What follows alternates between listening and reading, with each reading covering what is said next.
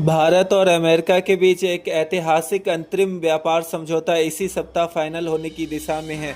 सूत्रों की माने तो यह व्यापार समझौता भारत के लिए न केवल आर्थिक लाभ की दृष्टि से महत्वपूर्ण है, बल्कि वैश्विक स्तर पर उसकी कूटनीतिक स्थिति को भी मजबूत करता है। अमेरिका की ओर से संकेत मिले हैं कि इस समझौता की घोषणा राष्ट्रपति स्तर पर जल्द की जा सकती है। जी हाँ दोस्तों, याद दिला दें कि आगामी 9 जुलाई से अमेरिका भारत पर 26% तक के प्रतिशोधी टैरिफ लगाने वाला था, जिससे भारत के अनेक उत्पादों पर आर्थिक दबाव बन सकता था। लेकिन इस प्रस्तावित समझौते के चलते अब उम्मीद है कि इस टैरिफ्स में छूट मिल सकती है। भारत के वाणिज्य मंत्रालय ने स्पष्ट किया है कि वह राष्ट्रीय हित से समझौता नहीं करेगा।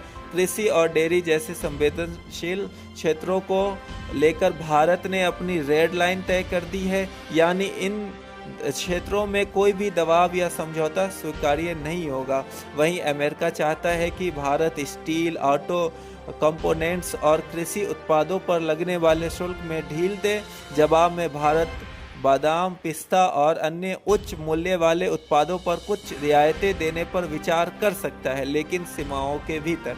जी हाँ दोस्तों, विशेषज्ञों का कहना है कि यदि यह समझौता होता है तो यह सिर्फ दो देशों के बीच का समझौता नहीं रहेगा, यह वैश्विक व्यापार व्यवस्था को स्थायित्व देने की दिशा में एक निर्णायक कदम होगा। जी हाँ दोस्तों, भारत के लिए यह अवसर होगा अपनी नीतिगत दृढ़ता को दर्शाने का कि हम विश्व के साथ व्यापार को तैयार हैं, लेकिन अपनी अस्मिता, कृषि और मजदूर वर्ग की कीमत पर नहीं।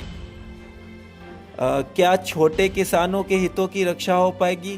क्या यह व्यापारिक सहयोग भारत को G20 जैसी वैश्विक भूमिका में और सशक्त बनाएगा?